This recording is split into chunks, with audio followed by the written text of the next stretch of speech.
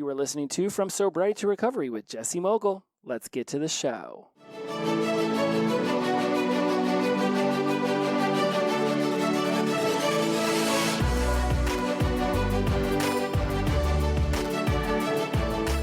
Welcome back to From Sobriety to Recovery. I am your host, Jesse Mogul. I am in addiction recovery, and let's get right into it because I'm on the clock. 20 minutes, and here we go.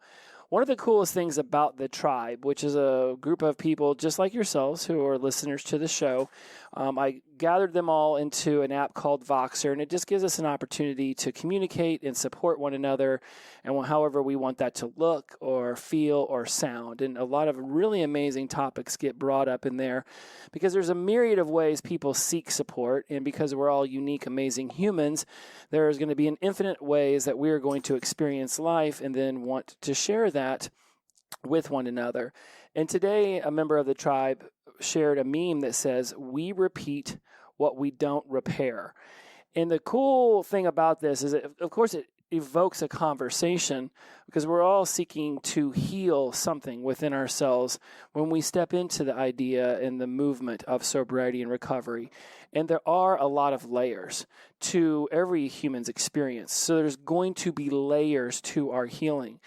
And one of the beautiful things that she wrote was, "Things I thought I had gotten past and healed may still have certain layers I need to revisit and actually heal."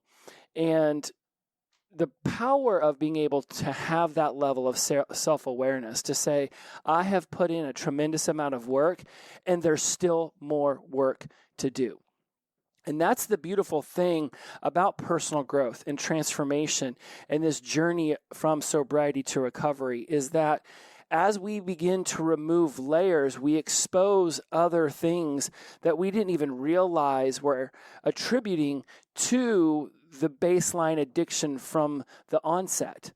If you go back and think about the story I shared about going through and pulling out all the concerts from my brain that I had attended, and I think that list is well above 400 now, and I know there's hundreds more to go, is that each time I pulled out one or two and got to setlist.fm and took the screenshot and added that to the file, a couple more concerts would pop up. Like the other day, a John Mellencamp concert popped up. I hadn't thought about that concert until that very moment when I'm listening to Human Wheels on Sirius XM, and I'm like, oh my goodness, I saw him do some sort of farm thing, not Farm Aid, but some sort of farm thing at Deer Creek back in like the late 90s.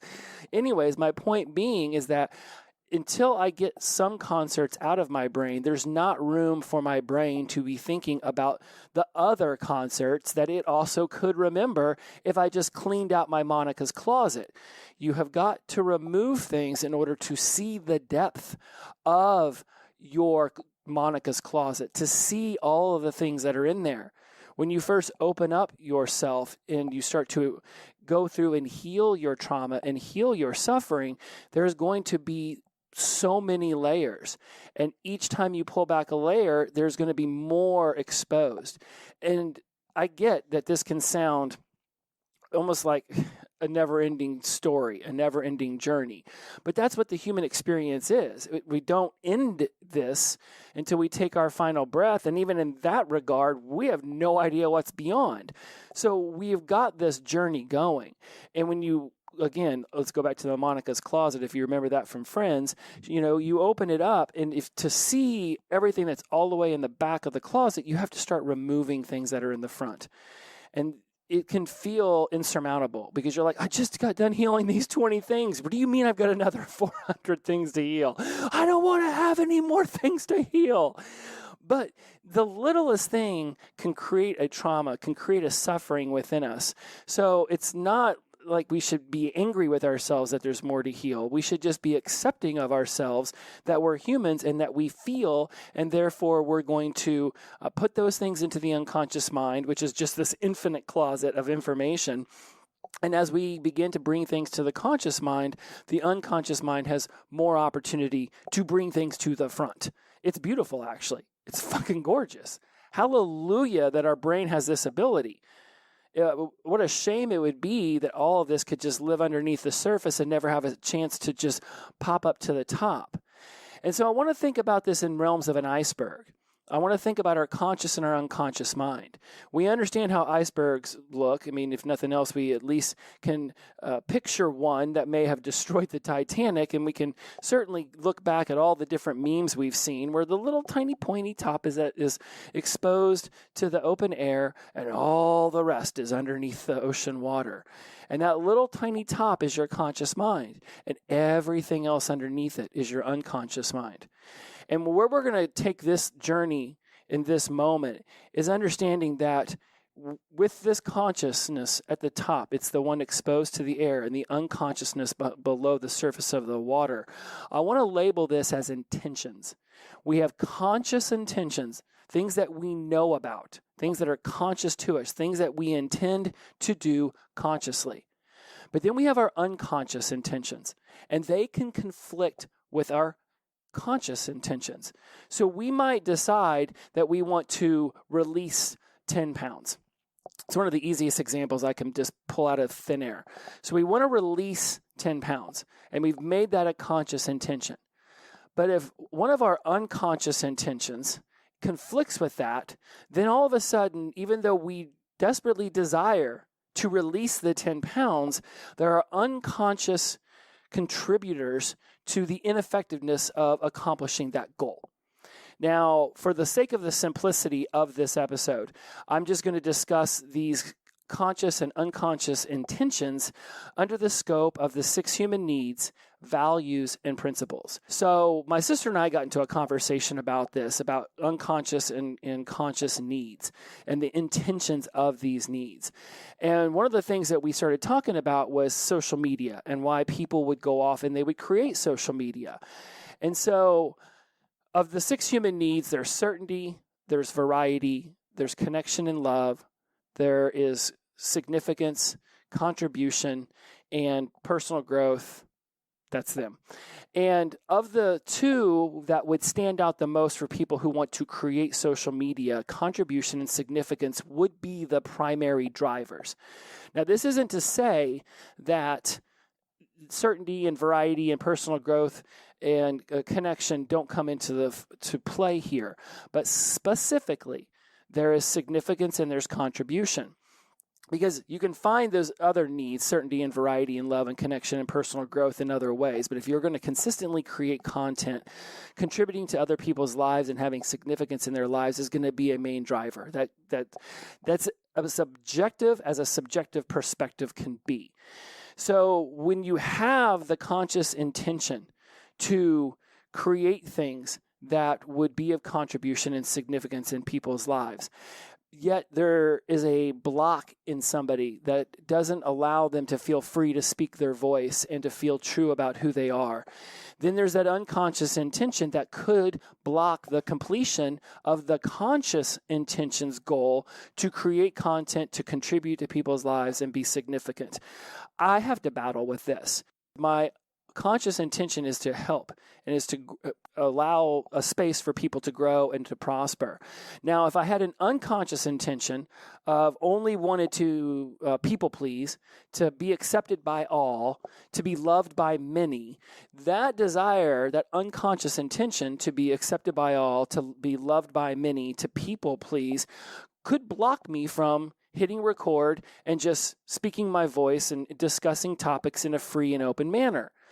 Likewise, if you want to go off and release those 10 pounds and that's your conscious intention, but your unconscious intention is to find freedom and solace in food, to enjoy social occasions with friends where food is there, to not feel restricted in your life in any manner, if those are your unconscious intentions, they are going to directly push back on your conscious intentions. What is underlying in this iceberg, that 99% of you, 99.6%, actually is it 99.996%? Yeah, because only 0.006% of what's going on around you is conscious. So it's like 99.994. Anyways, let's not get lost in the numbers, Rain Man. Just focus for a minute. And so the point is, you've got all of this unconscious intentional decision making happening underneath the surface. And it's going to be driven by your 6 human needs of certainty and variety and love and connection and significance and contribution and personal growth. It's also going to be driven by your values and your principles. If you value openness and honesty with people and vulnerability, right? So that's your conscious intention to have openness and honesty and vulnerability in your circle of trust, in your social circle with the people that you love, but you have an unconscious intention to not feel rejection, to not feel hurt, to avoid pain, then your conscious intention of opening up and having trust and love and loyalty and being able to share things in a vulnerable manner is going to find an unconscious pushback because of the fear of rejection and pain. And this is what's happening to a lot of us in our love relationships, especially the romantic ones. We have this desire to break free and to experience somebody in a brand new whole way. But yet we have all of this baggage, all of this layers of suffering in our past. Somebody said we didn't have enough oomph when we were at a certain very susceptible age to believing what other people said about us. Somebody said, well, you're not strong enough. You're not tall enough. You don't have enough hair. You don't have enough money. You don't wear the nicest clothes. You don't drive the nicest car. You come from a janky background. Next thing you know, we're older and we have remedied some of those things just from our own evolution as a human, and we've gotten a good job and we drive a nice car and, we're wearing better clothes and we've gone to the gym, but there's still that little voice in the back of our heads that's reminding us that somebody once said that about us. So as we have this conscious intention to step out and become this new person, all this other unconscious intentionality is underneath the surface. I want to be free. I want to be vulnerable. I want to speak my truth. I want to live in a non-judgmental world. But then you have this unconscious intentionality underneath the surface that says, be afraid of people hurting you. You've been judged, so why shouldn't you judge? You've had people look at you sideways, so F those people. I'm just going to be a dick to everyone. You have this unconscious intentionality that's happening that's pushing against the values that you want to be living now, because it's forsaking the now for what was then. And so when you go to shift your values and your principles during your journey of sobriety and recovery, and you can do this, you can sit down and you can come up with a really dope list of all these cool new values and principles that you want to be the focal point of your sobriety and recovery journey. Then what you're going to want to do is start listing out the contradictory values and principles that perhaps you used to hold that you're consciously aware of, or you could look back at some of the moments in your life that you most regret. We've certainly got plenty of those. Since we're coming from an addiction world into sobriety and recovery, regret is something we got a whole Monica's closet full of. Look back at some of those moments of regret. What principles and values that you now have, that you now adhere to in your life in sobriety and recovery, were you not adhering to in that particular moment? Go back and figure out what it was that you weren't doing then that you want to be doing now.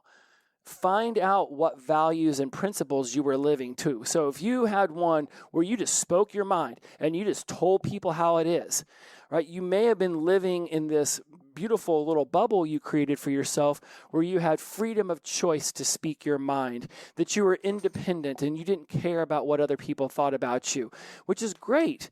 We want to live in a world where we don't care what other people think about us because we can't control that shit. We can only control our thoughts and feelings and our actions. We barely can control the results. I could sit here and do exercises from now till the cows come home, and I do not guarantee that my body will choose to release those 10 pounds. We hope that we come up with a delicate balance. We hope we come up with just the best recipe for ourselves in that moment to create that, to elicit that, but we have much less control over the outcome than we think we do. So when we go back and we start looking at these principles and values that we were living through and by in our addiction, we'll often notice that they're the same ones we want to adhere to now. It's the behaviors that we're seeking to shift. So if back in the day, I wanted freedom and independence and I didn't want to care about the way people thought about me, great. Freedom, independence, don't care about judgment. Awesome. I want to sign up for those 3 right now. Now, the way I went about it back then may not be congruent with who I am today. And when I set conscious intentionality towards the betterment of myself in hopes that it begins to spread out to my circle, and then they all get to feel that warmth and they all get to feel that positive vibration, unconscious intentionality underneath the surface, the self-doubt, the self-criticism, the automatic negative thoughts, it's going to be those that want to push back against this conscious intentionality the most. And it's not necessarily a good, bad, right, wrong, desirable, undesirable situation. It is just the way that it is. Accept what is happening in the now and choose to shift your behaviors and your actions in order to increase the opportunity for different results. We cannot guarantee results and outcomes, but we certainly can act differently in order to achieve different things. And the more we peel back these layers, the more that we begin to expose the hurt and the suffering in these very sensitive areas of our lives, the more we're going to have to be strong and feel a foundational grounding into who we seek to become today. Being willy-nilly and flippant doesn't work anymore. Like the Good Place quote that I brought up the other day, principles aren't principles if you just pick and choose when to follow them. You come up with these new principles, you come up with these new beliefs, you come up with these new values, and then you adhere to them. And the beautiful thing about it is you're given so many opportunities on any given day to stand up, stand strong, and be faithful to the commitments that you've made for yourself. Because no one but you is going to hold you accountable as much as you need to be held accountable for this stuff. And this whole idea of accountability is fucked up anyways, because what we're really asking somebody to do when we say, will you be my accountability partner, is to throw shade at us and bring consequences to our non-conformity or our non-action toward this desired goal. Well, I don't want someone just punishing me for me not achieving things. I don't need somebody else to do that. I got a Jesse inside my head that has no problem talking in my dad's voice to me about the things that I should be doing that I'm not doing. My point here is that you shouldn't be looking externally for somebody to punish you for not moving forward on your conscious intentionality. You just need to be softer on yourself, sit down and figure out what is the unconscious intentionality that could be posing the greatest risk to your progression forward. That which we do not heal will repeat. And that which we resist will persist. At some point, the skin has to be exposed. We have to allow the wound to feel the freshness of the air, to dry out, to be able to get the oxygen that it needs. We need to fill our body with positive nutrients and the resources that will allow us to grow and sink our roots deeper as our branches and our limbs and our leaves soar to the upper reaches of this beautiful blue sky and allow us to fly. But it's all part of our ability to actually stand strong in the decisions we're making today and then reveal the unconscious intentions that could be pushing back against our desired movement forward. Your 6 human needs, which one of those speak to you the most? I've did a couple of episodes on these. Just go search 6 human needs underneath wherever your podcasting app is. And then I want you to be thinking about your values and your principles. What underlying values and principles are you adhering to now? The ones that are the tip of the iceberg, the ones that are outside of the ocean water that you can noticeably see and feel and hear yourself living through and to and toward every single day. And what are the unconscious values and principles that could be conflicting? Now, mind you, they won't always conflict. A lot of times they will stabilize. A lot of times they will be in agreement. But if you're finding yourself committing to goals, if you're finding yourself seeking the healing, but yet for some reason continuing the repeating, then you're going to want to understand what's underneath the surface, because that's where a majority of your feelings and your thoughts exist. And when I say majority, I'm talking about like near all of them. That's where they are. And the beautiful thing about it is there are layers, and it's powerful, and it's self-aware, and it's gorgeous. The more that we reveal, the more that we heal, the stronger that we feel, and the more we're able to actually shine the beautifulness that is us out to the world to experience. And if that's not something worth journeying toward from sobriety to recovery, what the fuck is? As always, my friends, inclusivity over exclusivity, the power of positive energy, release and flow. Every day is the best day of our lives when we wake up sober. Shout out to Sunshine and Robert. Glow on, my friends. We'll see you tomorrow. Bye-bye.